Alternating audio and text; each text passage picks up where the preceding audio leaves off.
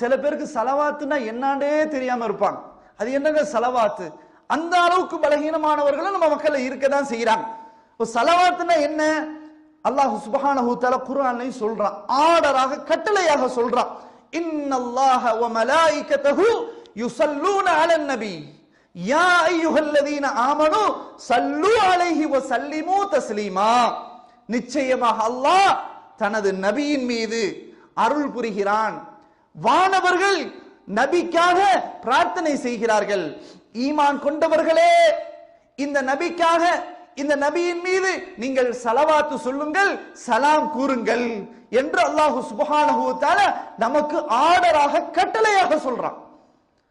ரசூலுல்லாஹி ஸல்லல்லாஹு அலைஹி வஸல்லம் மீது ஸலவாத்து கூறுங்கள், சலாம் கூறுங்கள். சஹாபாக்கள் கேட்டார்கள், கைஃப நுஸல்லி அலைக யா ரசூலல்லாஹ், அல்லாஹ்வின் தூதர் அவர்களே, உங்கள் மீது நாங்கள் எப்படி ஸலவாத்து கூறுவது என்று கேட்டார்கள். அப்போது ரசூலுல்லாஹி ஸல்லல்லாஹு அலைஹி வஸல்லம் அவர்கள் சொன்னார்கள், அல்லாஹும்ம ஸல்லி அலா முஹம்மத் வ அலா ஆலி முஹம்மத் கமா ஸல்லைத அலா இப்ராஹீம் வ அலா ஆலி இப்ராஹீம் இன்னக ஹமீதும் மஜீத்.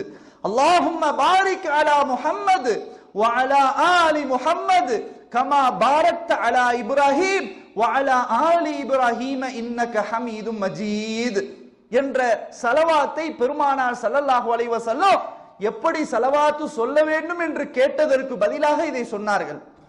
இந்த ஸலவாத்தை தான் நம்ம ஒவ்வொருவரும் தொழுகையில, அத்தஹியாத்துல, தஷஹுதுல நம்ம ஓதுவோம். இந்த ஸலவாத்தை அதிகப்படுத்தணும். இந்த ஸலவாத்தை தொழுகையோடு நிறுத்திவிடக் கூடாது. அவ்வப்போது ஸலவாத் சொல்லிக் கொண்டே இருக்க வேண்டும். வெறுமனே அல்லாஹும்ம ஸல்லி அலா முஹம்மது என்று சொன்னாலும், ஸல்லல்லாஹு அலா முஹம்மது என்று சொன்னாலும், அல்லாஹும்ம ஸல்லி அலா சய்யிதினா முஹம்மது என்று சொன்னாலும் ஸலவாத்து தான். சிறப்பிற்குரிய ஸலவாத், ஏற்ற மிகுந்த ஸலவாத், ரசூலுல்லாஹி ஸல்லல்லாஹு அலைஹி வஸல்லம் அவர்கள் நேரடியாக கற்றுத்தந்த ஸலவாத் இந்த முழுமையான ஸலவாத். இந்த ஸலவாத்தை நாம் அதிகமாக சொல்லணும். இப்படி நாம இந்த நாளில் அதிகமாக சொல்றோமா? சிந்திக்கணும். ரசூலுல்லாஹி ஸல்லல்லாஹு அலைஹி வஸல்லம் அவர்கள் சொன்னார்கள், மன் ஸல்லா அலைய வாஹிதத்தன் ஸல்லல்லாஹு பிஹா அஷ்ரா.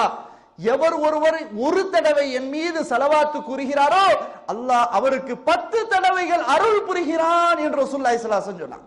ஒரு தடவை ரசூலுல்லாஹ்வின் மீது நம்ம ஸலவாத்து சொன்னா அல்லாஹ் ஒரு தடவை அருள் புரிகிறது இல்ல, 2 தடவை நமக்கு அருள் புரிவது கிடையாது, 10 தடவைகள் அல்லாஹ் நமக்கு அருள் புரிகிறான் என்றால் எவ்வளவு பெரிய பாக்கியம்.